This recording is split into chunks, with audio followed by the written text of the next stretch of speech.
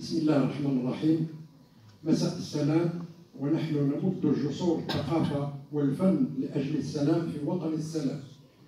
معالي سفير دولة فلسطين، معالي سفيرة المملكة الأردنية الهاشمية، السيد المدير الجهوي للثقافة بجهة الرباط سلام قنيطرة، والأخت التي نابت عنه، السيد رئيس الجامعة المغربية للشعر والفنون، السيدات والسادة الشعراء والأدباء والفنانين، أيها الحضور الكريم. بدعم من المديرية الجهوية للثقافة بجهة الرباط سلام قنيطرة، تنظم الجامعة المغربية للشعر والفنون الدورة 10 لمهرجان الرباط الدولي لصناع السلام، الاحتفالية الكبرى للشعر بالمغرب سابقا.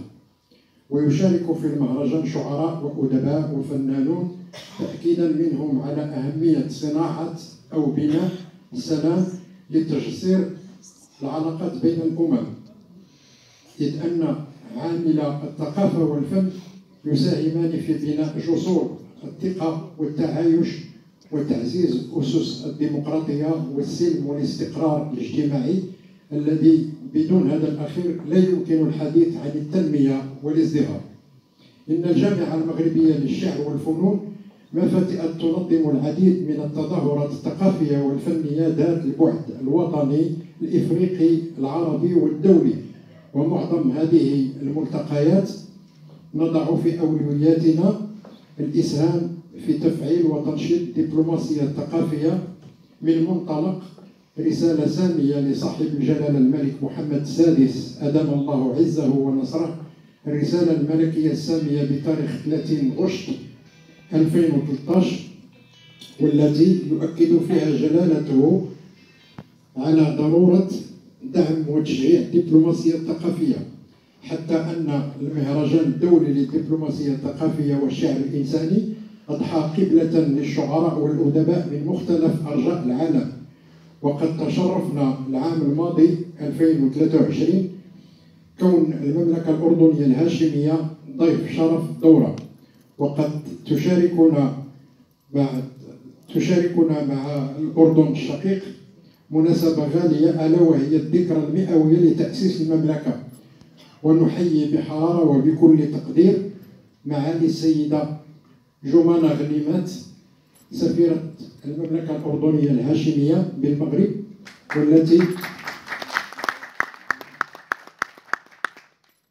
والتي نتشرف بحضور ومشاركة معاليها معنا في هذه الأمسية الثقافية الفنية الدبلوماسية.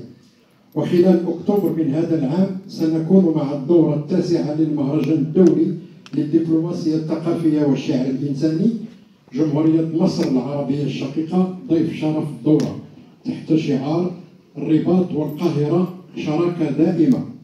سيدات والسادة، مهرجان الرباط الدولي لصناع السلام في دورته 10 هذا العام يحتفي بالشاعرة المغربية السابقة السيدة خديجة أبي بكر ماء العيني، تقديرا لمنجزاتها الأدبية ولإسهاماتها في خدمة الحقل الثقافي الوطني، على اعتبار أن شاعرتنا من الشعراء والأدباء المعاصرين الذين واكبوا وعايشوا بزوغ فجر الاستقلال المغرب، المواكبين لمسيرة استكمال وحدته الترابية. سيداتي سادتي، تبقى فلسطين عموما والقدس على وجه الخصوص في قلب ووجدان المغاربة والإنسانية قاطبة. شكرا لمعالي السفير الفلسطيني بالمغرب على موقف الحكمة واتخاذ السلام خيارا استراتيجيا للسلطة الفلسطينية ولدولة فلسطين.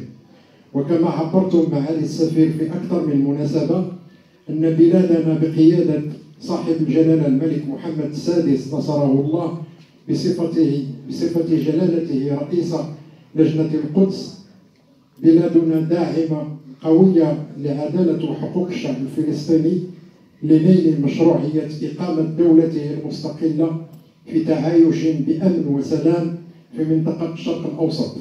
عاش السلام وعاشت الإنسانية بلا حدود. وفي الختام يشرفني دعوتكم سيداتي سادتي أيها الحضور الكريم للاستمتاع بفقرات هذا الحفل، والسلام عليكم ورحمة الله تعالى وبركاته. شكرا سي عبد الحميد الزيري. طبعا قبل استكمال فقرات هذه